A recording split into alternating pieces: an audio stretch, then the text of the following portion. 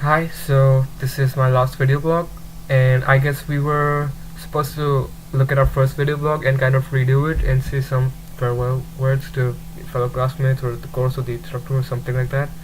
And I kind of went over all my past 9 video blogs, and I noticed that through the course of the semester, through the course of each video blog, I kind of went through like a minor change between each video blog, some small change, and that added up to quite a major change over the 9 video blogs. And when I started off, I've never done this before. I've never done video blogs, never recorded myself in front of a camera. I almost never click pictures, never record videos of myself, never look straight into a camera either. It's not something I was comfortable with. It's not something I generally do. And when I started off, I was just kind of forcing myself, like look into the camera, eye contact, and like speak as naturally as possible because it's not really that comfortable for me. And when I started off, my shoulders were like strained. I didn't know how to face the camera. I was looking sideways, and my facial muscles were strained. And slowly, I think video blog after video blog, I got more natural. I also became more fluent. That came with being more comfortable in front of the camera. And that was a learning experience. That's something I learned and got comfortable with, being comfortable in front of the camera. And most of the topics that we talk about during a video blog or through our journals is mostly self-reflection, talking about how you feel or what you think about something. And one of the main topics all writing and speaking revolves around is cultural differences, cultural surprise, cultural shock. And that's the main theme. You generally talk about how you feel about cultural differences, how you feel being in a different culture, being among different kinds of people, how you notice different differences and how you cope with them, how you adapt, and things like that. That's how it started off. First, you start analyzing differences, and by the end of the semester, you talk about adapting and how you fit in, what you've learned, what you've gained, and how you kind of found a place. That's the timeline and the flow of the course. And I guess my video blogs and journals also reflect something similar. When I started off, I became more comfortable through video blogs and journals.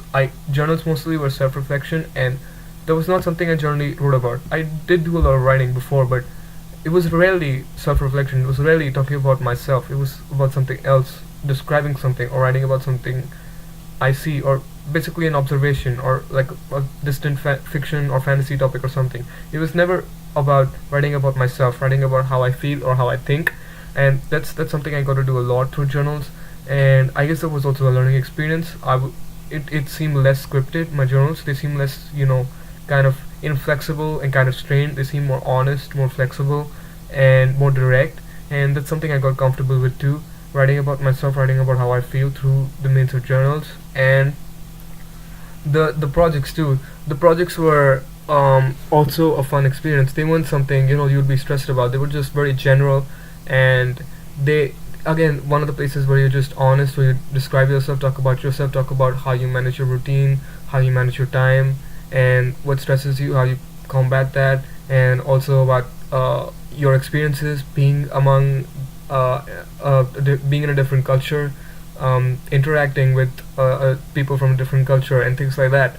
And that was also a great experience. And classmates, I mean, I made a lot of friends in this class, and I know almost everyone in class, and I know about half of them outside of class too. And it's not really a farewell. I mean, we're all here for quite a while, and we're gonna meet in the future too. I hope at least we're gonna meet in the future. That these bonds last longer than a course, longer than a semester. And it's no real farewell, because I think we're gonna meet outside of this course too. We're gonna meet in future semesters too.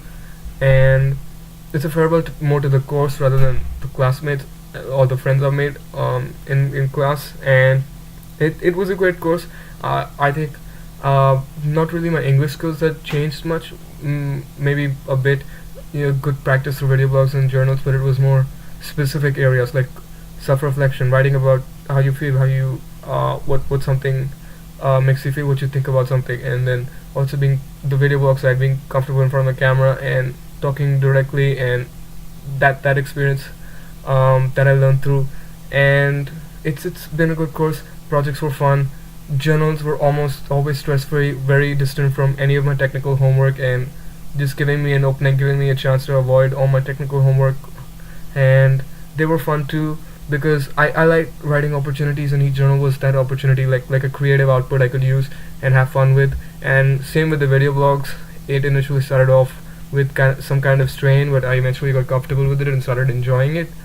And it's been a great learning experience, and it was a great course, and I'm thankful for it. That's how I generally end everything, a video blog or a journal entry, that I learned something from it, and I'm really thankful for it because it was a learning experience. It was a positive experience, and that's how I judge an experience. If I learned something from it, if I gained something from it, and if it positively impacted me. And I believe everything I did in this course did have some kind of impact that did do me good. So yeah, thank you.